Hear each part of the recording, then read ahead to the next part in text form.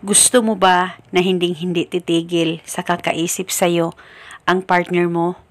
Lalong-lalo na kung palagi na lang kayong nag-aaway at palagi na lang kayong nagtatalo sa isa't isa. At minsan, nararamdaman mo na ikaw ay baliwala na niya. At gusto mo na ikaw lamang palagi ang pagkakaisipin niya kahit hindi kayo okay sa isa't isa at hinding-hindi siya titigil sa kakaisip sa'yo.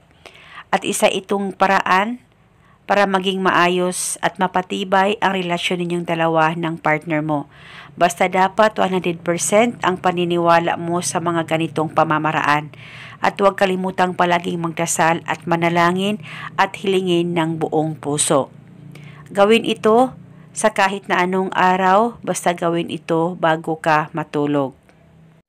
Ang gagawin mo lamang, kumuha ka ng malinis na bote, babasagin o plastic ay pwedeng gamitin. Malaki o maliit na bote ay pwede po kung anong meron kayo.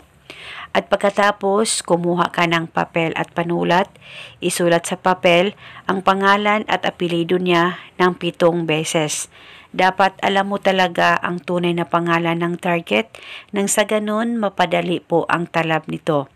At pagkatapos mo nang masulat ang kanyang pangalan at apelyido ng 7 beses, ay i-roll nyo po itong papel at isilid o ilagay ito sa bote na inihanda mo.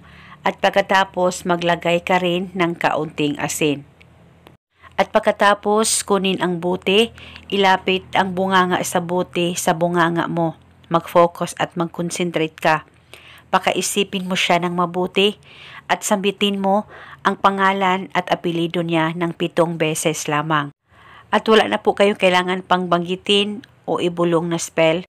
Basta sambitin mo lamang ang pangalan at apelyido niya ng 7 beses. At pagkatapos, ihipan mo lamang ang bunganga ng bote ng 3 ihip. At saka pwedeng takpan, pwedeng hindi, depende po sa inyo. At itago sa safe na walang makakakita at makakaalam. At kinabukasan, pwede mong ulitin ang paggawa nitong ritual. Kunin mo lamang itong bote at gawin ang ritual. At depende po sa inyo kung hanggang kailan nyo po gustong gawin ang ritual na ito. At eto muna sa ngayon, sakaling kayo ay may katanungan, mag-comment lang po kayo sa baba. Maraming salamat po sa panunood. May God bless us all.